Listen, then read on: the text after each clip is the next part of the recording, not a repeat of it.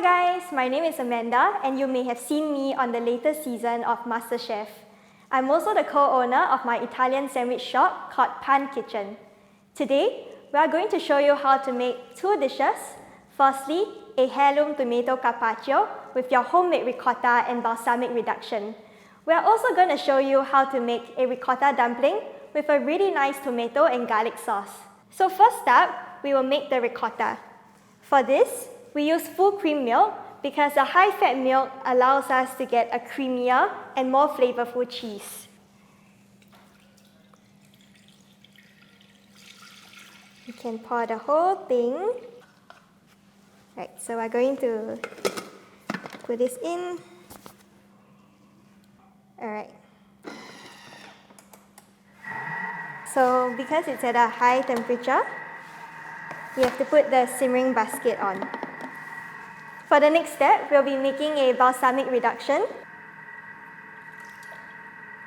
Alright, perfect. And next, we will be adding 30 grams of honey.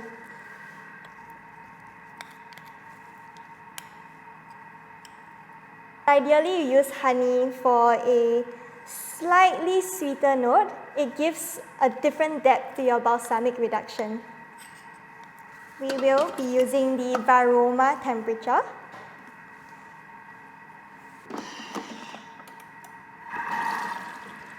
So for now, we will start with the preparation of the heirloom tomato carpaccio.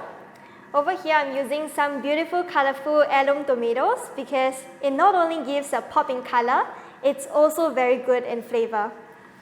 Right now, we're going to cut a piece off. So we'll get the top of the tomato off first.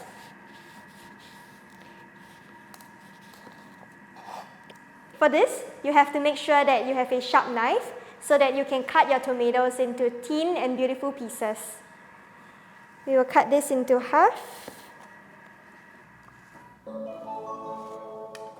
Sounds like the balsamic reduction is done.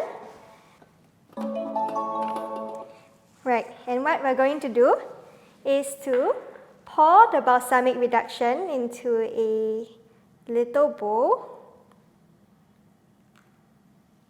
So we're going to put this into the fridge. Right, so now that we are done with that, we can continue with the rest of our heirloom tomatoes. Right, so I'm going to put all these tomatoes neatly on a plate. Generally, heirloom tomatoes taste sweeter than your regular tomatoes, and therefore you get a better flavor. While we're doing this preparation, we will now be starting with our tomato garlic sauce. So what you need to do is to use the same bowl, and you can put it in the Thermomix. The good part about this is because some of the balsamic reduction is still in the same bowl, so when you make the tomato garlic sauce, you will have a more flavorful sauce because of the balsamic reduction. You want a generous amount of oil for your sauce to cook through the tomatoes. This should be enough. Next, we are going to add our tomatoes.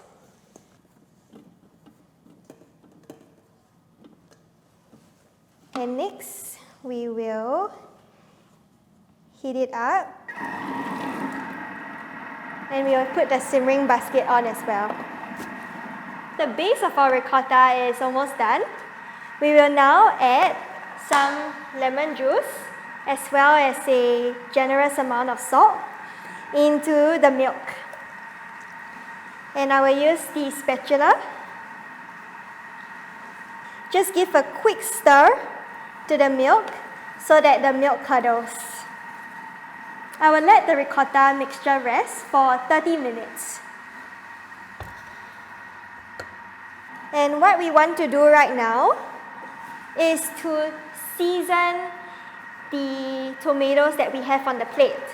The reason for doing that is because we want to concentrate the flavors of the tomato and draw out the moisture of the tomatoes using the salt. So we have a little bit of salt, and we'll do a light seasoning. I just sliced up the garlic into thin slices. All you need is a little bit more flavor.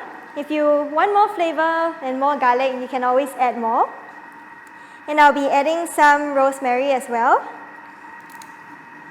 Generally, if you want to create a specific taste for your ricotta dumpling sauce, you can add any kind of herbs that you like. So we'll add in rosemary for a little bit more taste. We'll also add in basil and the basil stems. So I generally like to chop them up.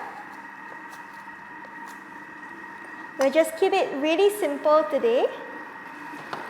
You can see that your tomato sauce is forming up, which is really good. So put your simmering basket back on. By the way, the recipes will also be shared at the end of the show, so just stay tuned for that and enjoy the show meanwhile. Alright, so we're going to do a diagonal cut.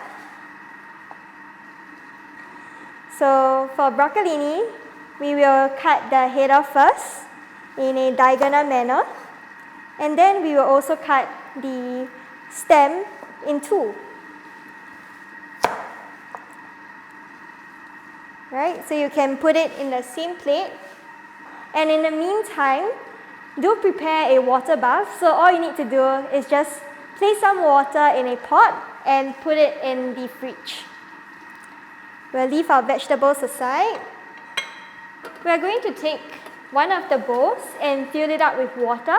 What we want to do is to bring the water to a boil so that we can boil the ricotta dumplings and blanch our vegetables later on. Okay.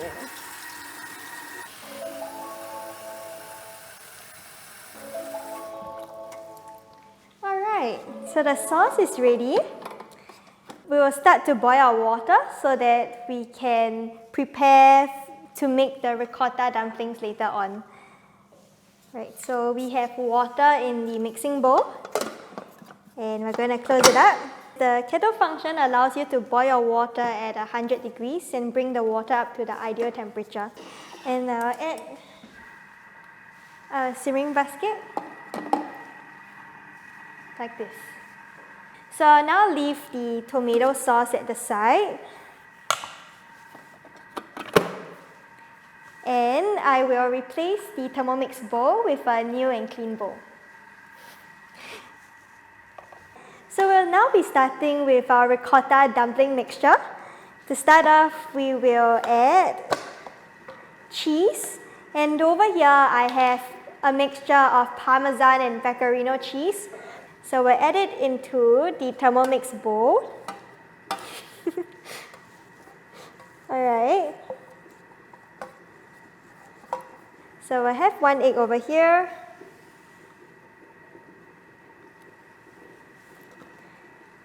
Alright, next we will be adding some flour, and we will weigh it out. Oh, and the kettle function is done. I'll just leave it over here because we will be using it later on. Alright, so just add a tiny tinge of salt. You don't really need too much of it. Right, so this is a good portion of salt. And what we're going to do now is check whether our ricotta is done.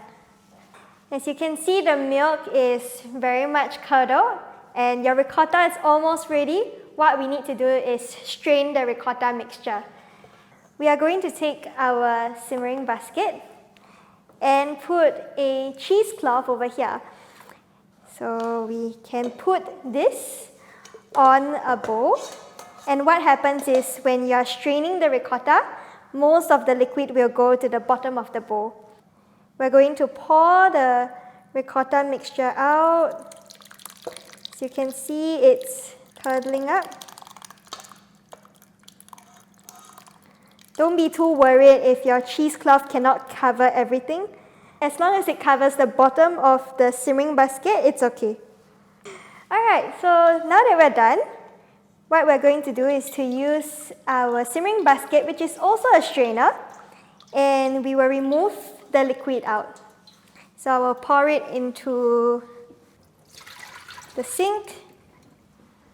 And we will put the simmering basket back to let it strain a little bit more. What you want to do is just hold the cheesecloth really tightly and we'll just give it a nice squeeze. Alright, so I'm gonna just remove the cheesecloth, and here you have a really nice little sample of ricotta. Right, you can use your hands or you can even use a spatula just to push everything down. Alright, so we're going to add some ricotta in.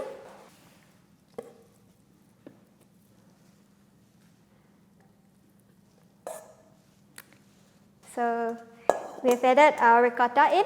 We'll be saving some for the tomato carpaccio later on.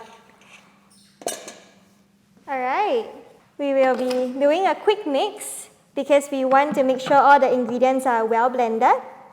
So we'll just turn it around. Alright, so we'll turn it up to speed 2. So if you find that your mixture is a little bit dry, use some of the whey liquid just to make sure that the consistency is just nice and enough for you to spread it out.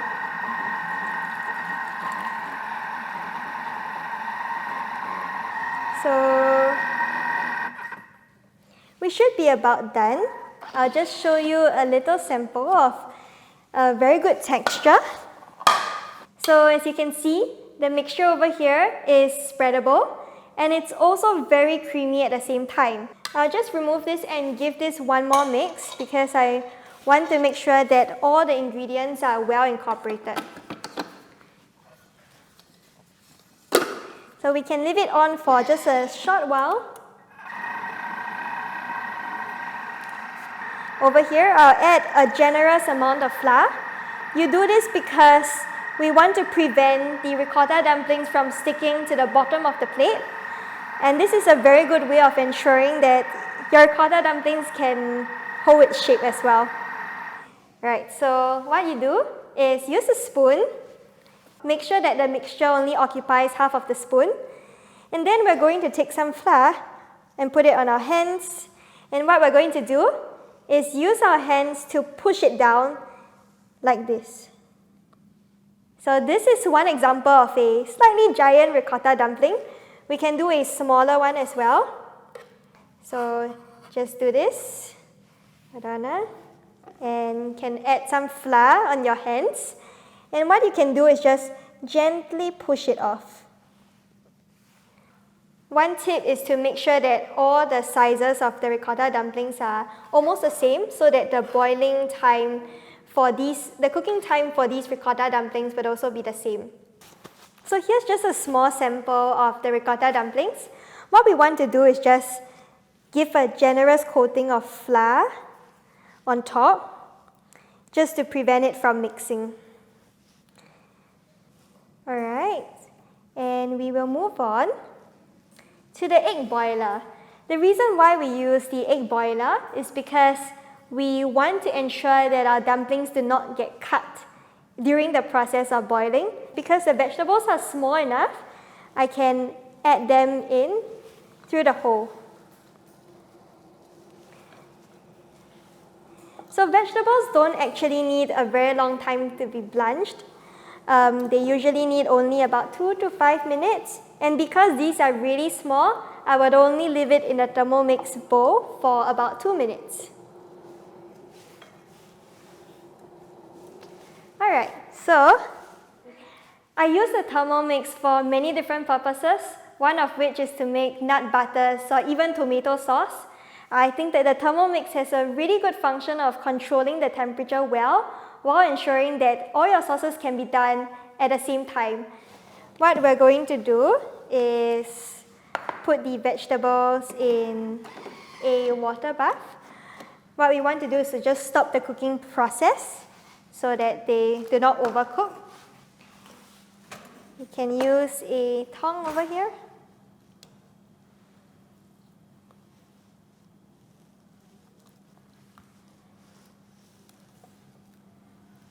Alright, so we're we're done with this. So I'll just transfer them to the basin. Alright. Meanwhile, we can do our plating for tomato carpaccio. And today we're going to keep it very simple. We'll be doing it in a circle. Right, I like to keep it very rustic. I think there is a lot of beauty in just making food from the heart and enjoying what you do.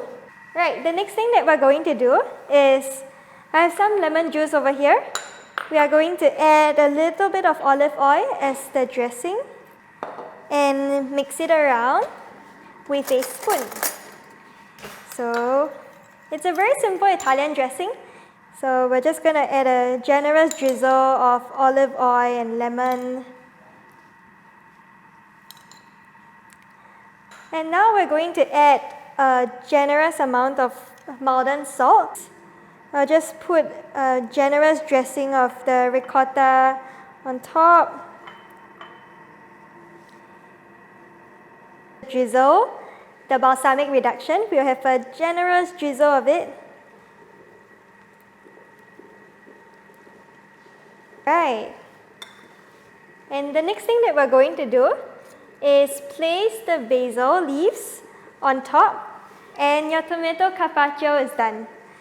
So we'll leave it at the side for a while. For the ricotta dumplings, we'll be adding all of them into the Thermomix bowl. The reason why we use the egg boiler function is because it does not destroy the structure of the ricotta dumpling. Gently add them in. And at this point, we will put medium soft, and we're good to go. While it is cooking, we will now heat up our butter and our oil, and this will create a caramelized texture on top of the ricotta dumplings.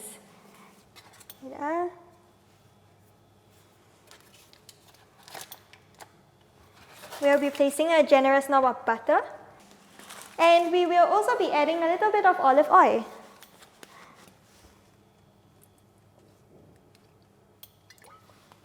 Right, so we will give it a good stir and let the butter caramelize so that the moment you add your ricotta dumplings, they are good to go. I will take this away, and what I want to do is gently scoop my ricotta dumplings and let it rest in the pan of butter. And if you can see, there is a very nice bubbling around the ricotta dumplings. You don't really want to touch your ricotta dumplings. You just want to let it caramelize and form a nice texture. So you're almost done. We are almost there.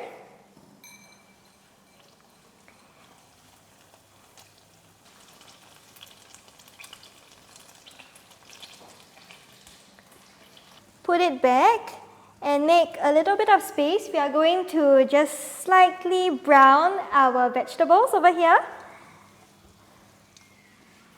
And this just gives the vegetables a little bit more flavor from the brown butter as well. Alright, so to begin the plating, we will first put a little bit of the tomato sauce at the bottom. As you can see, the tomato sauce has a bit more texture because when you eat it all together, you want a little bit of textures coming from your tomatoes, your basil, your rosemary, etc. We don't really want to put too much at the bottom, just enough to cover the base. And the next thing that we're going to do is to add our ricotta. So we have some really beautiful ricotta dumplings over here.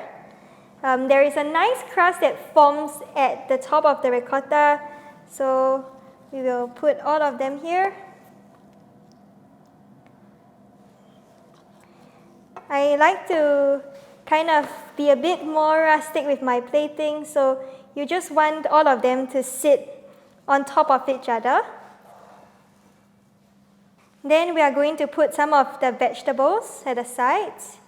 So we have the really beautiful carrots, right? Just put your broccoli.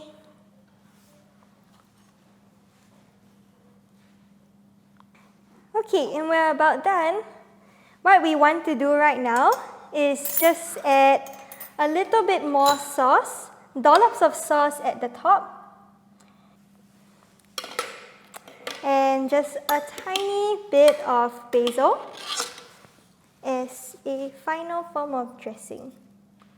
So we'll just make it really pretty, and we can call it a day. So this is what we have prepared today. We have an heirloom tomato carpaccio with homemade ricotta and balsamic reduction. We also have a really nice and beautiful ricotta dumpling over here together with tomato and garlic sauce. I hope that you enjoyed today's sharing, and I hope that you can make it at home with your family as well. Thank you!